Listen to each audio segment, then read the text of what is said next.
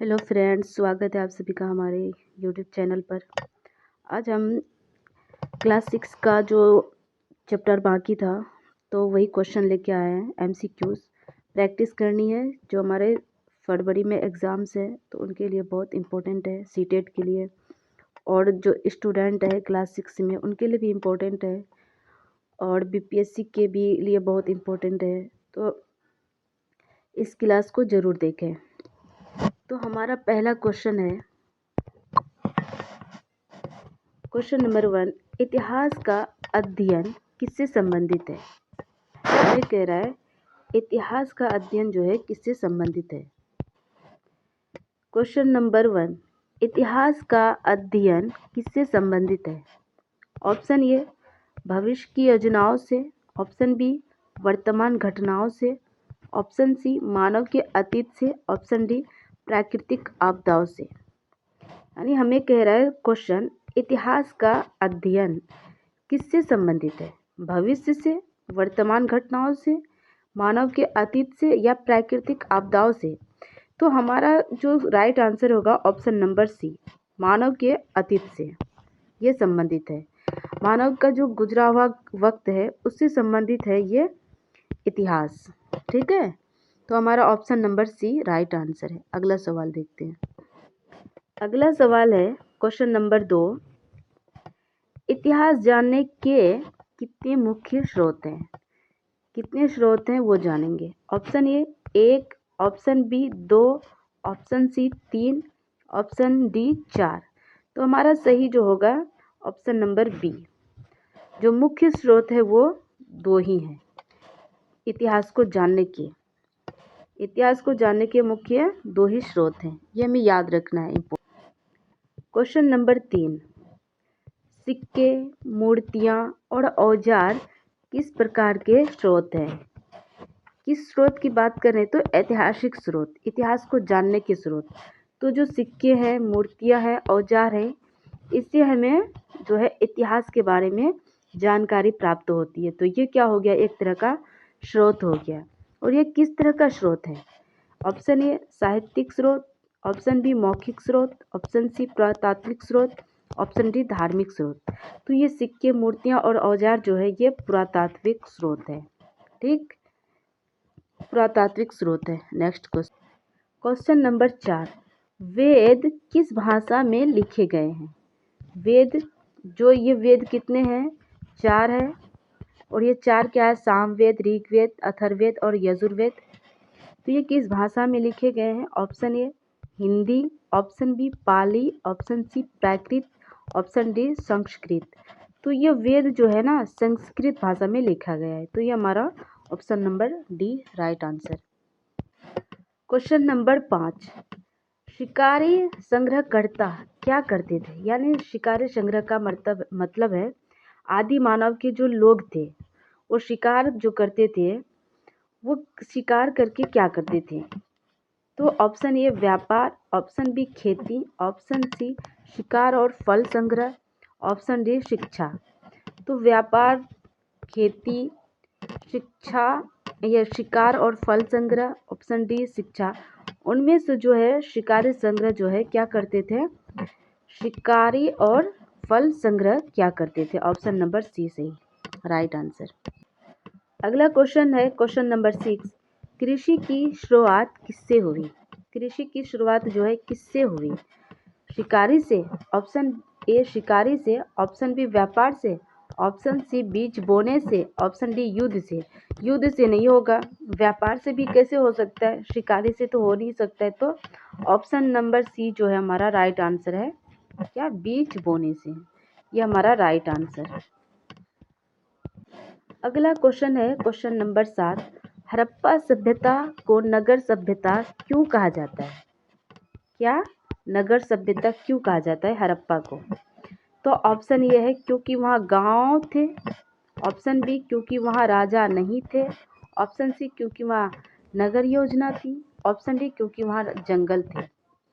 तो नगर सभ्यता जो है क्योंकि वहाँ नगर योजना थी। ठीक है, ऑप्शन नंबर सी जो है हमारा राइट आंसर होगा। क्योंकि वहाँ नगर योजना थी, इसी वजह से जो हड़प्पा सभ्यता को क्या कहते थे, नगर सभ्यता कहा जाता था। राइट आंसर हुआ हमारा। अगला क्वेश्चन है क्वेश्चन नंबर 8।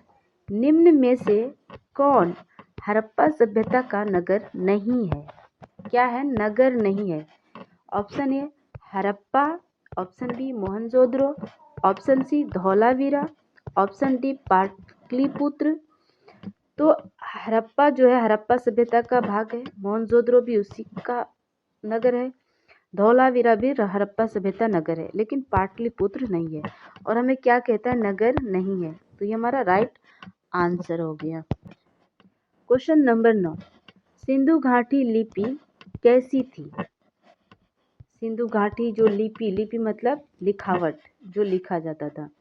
ऑप्शन ए वर्णमाला आधारित, ऑप्शन डी चित्रात्मक, ऑप्शन सी अरबी, option D Devanagari.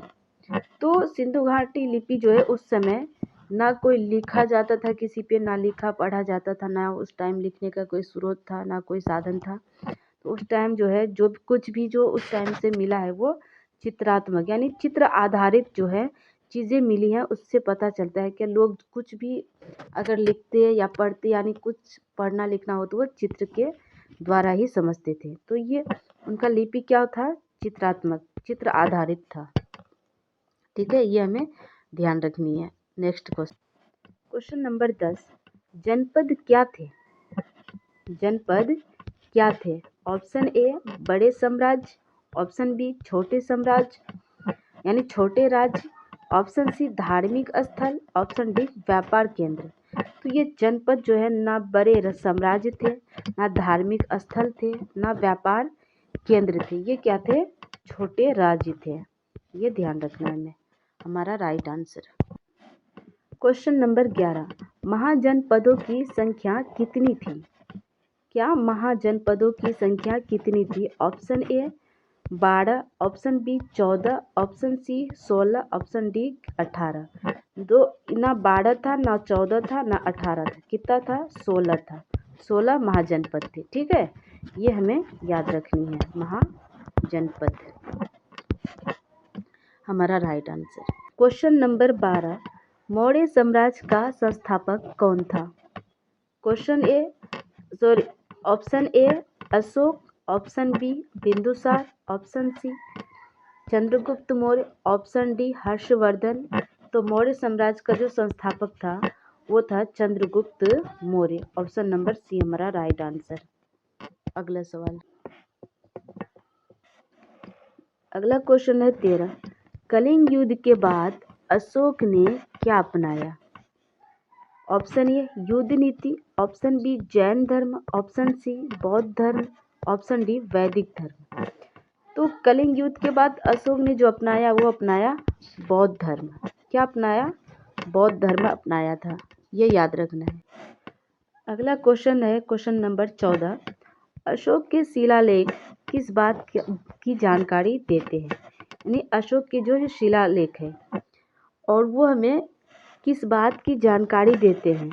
Option A व्यापार की, ऑप्शन बी कर व्यवस्था की, ऑप्शन सी धर्म और नीति की, ऑप्शन डी कृषि की। तो अशोक के शिलालेख से हमें जो जानकारी मिलती है वो मिलती है धर्म और नीति की जानकारी। ठीक, ये याद रखना है। Next question number 15। स्तूप किस धर्म से संबंधित है? स्तूप जो होता है जैसे मंदिर हो गया, मस्जिद हो गया, जैसे मंदिर मस्जिद जो हो गया, तो उसी तरह जो है स्तूप भी उसी तरह का धार्मिक स्थल होता है, धार्मिक इमारत होता है। तो option A Hindu, option B Jain, option C बौद्ध, ऑप्शन डी सिख। स्तूप किस धर्म से संबंधित है? तो ना वो हिंदू से है, ना जैन से है, ना सिख से। वो क्या है? बौद्ध धर्म से संबंधित है। ये हमें याद रखना है। तो फ्रेंड्स, हमारा क्वेश्चन आज 15 ही था। तो अगले वीडियो में हम और भी 20 क्वेश्चन लेके आएंगे। तो हमारे वीडियो अगर आपको अच्छे लगे तो हमारे चैनल को सब्सक्राइब और वीडियो को लाइक ज़रूर करें।